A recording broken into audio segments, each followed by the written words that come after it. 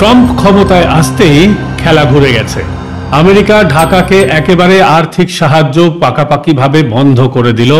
এতদিন এই সাহায্য ইউএস এইড হিসেবে পরিচিত ছিল, সেই সাহায্য বন্ধ করে দেওয়া হলো ঢাকার জন্য। আমেরিকার আন্তর্জাতিক উন্নয়ন সংস্থা ইউএস এইড থেকে যে সাহায্য এতদিন পেত বাংলাদেশ, সেটা পাকাপাকিভাবে বন্ধ করে দিয়েছে ডোনাল্ড ট্রাম্পের প্রশাসন। আন্তর্জাতিক উন্নয়ন সংস্থার মাধ্যমে এতদিন বার্ষিক $800 কোটি সাহায্য দেওয়া হতো ঢাকাকে, কিন্তু ক্ষমতায় আসার পর বেশ কয়েকটি নির্দেশিকা, যেটা এক্সিকিউটিভ অর্ডার নামে পরিচিত, তাতে সই করেছেন প্রেসিডেন্ট ট্রাম্প। আর তার জেরেই বাংলাদেশে আর্থিক সাহায্য বন্ধ হয়ে গেল। শনিবার একটি বিজ্ঞপ্তি জারি করে সেই কথা মার্কিন প্রশাসন জানিয়ে দিয়েছে।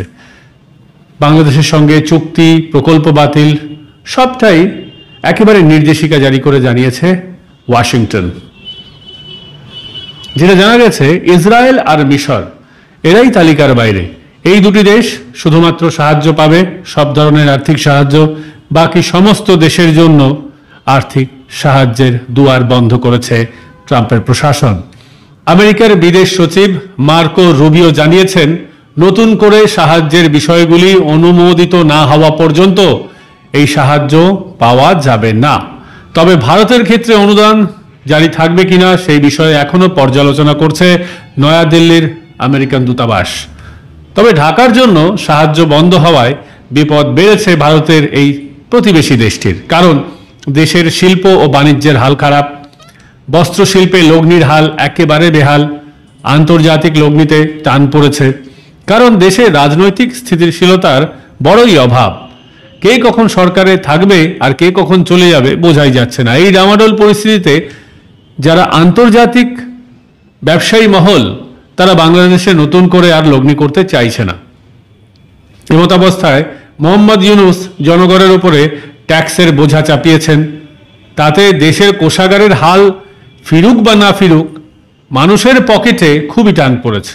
দ্রব্যমূল্যের একেবারে দাম কমেছে বলা যাবে না, কখনো বাড়ছে কখনো কমছে, কিন্তু আজ থেকে 1 বছরের আগের তুলনায় দ্রব্যমূল্যের দাম বলা যেতে পারে যথেষ্টই আকাশ ছোঁয়া। সেখানে ডিমের দাম, মাংসের দাম কেমন সেটা আপনারা সকলেই জানেন। আর এই অবস্থায় যখন দেশে ডামাডোল পরিস্থিতি, রাজনৈতিক টানাপোড়েন চলছে, তখন দেশ ছেড়ে সুইজারল্যান্ডে গিয়ে বসে আছেন মোহাম্মদ ইউনূস। অনেকে বলতে শুরু করেছেন ইউনূস পালিয়েছেন। আর এর জন্য ঢাকাতে রীতিমতো শোরগোল পড়ে গিয়েছে। বাইডেনের বিদায় এবং ট্রাম্পের আশায় এখন জল মাপতে শুরু করেছেন ইউনূস। সেই কারণেই তিনি কতদিনের জন্য গিয়েছেন সেটা কাউকে বলেননি।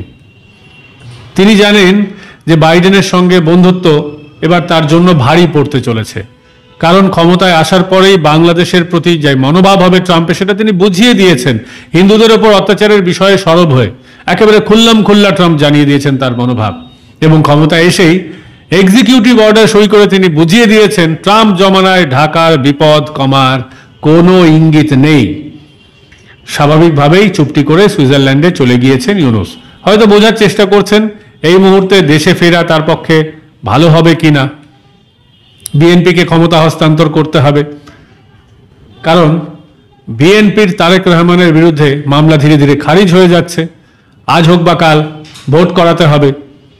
মানে কেটে পড়াটাই এখন তার জন্য ভালো। তিনি কতদিনের জন্য গিয়েছেন, কবে ফিরবেন তা জানা নেই খোদ তার অনুগামীদের। এমন অবস্থা এখন ইউনূসের। যদিও বাংলাদেশের প্রধান উপদেষ্টার সচিব অপূর্ব জাহাঙ্গীর তিনি দাবি করেছেন ইউএস এইড বন্ধ হলেও বাংলাদেশে আশ্রয় নেওয়া রোহিঙ্গাদের জন্য আগের মতোই সাহায্য পাঠাবে আমেরিকা। দেশের মুখ রক্ষায় অবশ্য ময়দানে নেমে পড়েছেন বিদেশ মন্ত্রকের উপদেষ্টাও, যার নাম তৌহিদ হাসান। তিনি সাংবাদিকদের বলেছেন, নির্দিষ্ট কোনো দেশকে ট্রাম্প সাহায্য বন্ধ করেছেন বিষয়টা এমনটা নয়। ইসরায়েল এবং মিশর বাদে সব দেশকেই সাহায্য বন্ধ করা হয়েছে। তবে এখনো পর্যন্ত সরকারিভাবে বাংলাদেশকে কিছুই জানানো হয়নি, এমনটাই তার দাবি। 50 বছর ধরে বাংলাদেশকে জনস্বাস্থ্য, শিক্ষা, জ্বালানি, পরিবেশ, খাদ্য, প্রাকৃতিক দুর্যোগ মোকাবিলা সহ আরও বহু ক্ষেত্রে আর্থিক সাহায্য করে আসছিল আমেরিকা। বাংলাদেশের সংবাদ মাধ্যমের প্রতিবেদন অনুযায়ী $800 কোটি সাহায্য করে আসছিল আমেরিকা, যা ভারতীয় মুদ্রায় বিচার করলে দাঁড়ায় ৬৮,০০০ কোটি টাকা। বাংলাদেশের মতো উন্নয়নশীল দেশের জন্য এই সাহায্য নেহাত কম নয়। মোহাম্মদ ইউনূস মনে করেছিলেন বাইডেনের দল ক্ষমতায় থেকে যাবে, ক্ষমতায় আসবেন কমলা হ্যারিস, যেমন নোট ছাপানো হচ্ছিল তেমন তিনি ছাপিয়ে যাবেন। তিনি ক্ষমতায় এসে তার যত ট্যাক্স ছিল সবটাই মুকুব করিয়ে নিয়েছেন। আমেরিকা থেকেও সাহায্য আসছিল, ভালোই ভালোই সব চলছিল। আমেরিকার নির্বাচনের প্রথম দিকে এগিয়েও ছিলেন কমলা হ্যারিস, কিন্তু পরে একেবারে বাজিমাত করেছেন, স্লগ ওভারে সুইপ মেরেছেন ট্রাম্প। ইউনূস মনে করছিলেন মার্কিন নির্বাচন জিতেই বাংলাদেশ সফরে আসবেন কমলা হ্যারিস, কিন্তু আমেরিকার নতুন প্রেসিডেন্ট হয়ে গেছেন ডোনাল্ড ট্রাম্প। নির্বাচনে উল্টো ফল হতেই আশঙ্কায় একেবারে বুক দুরু করছিল বাংলাদেশের বর্তমান প্রশাসনের। আর এবার ক্ষমতায় এসেই বাংলাদেশের জন্য সব ধরনের আর্থিক সাহায্য একেবারে বন্ধ করে দিল আমেরিকা।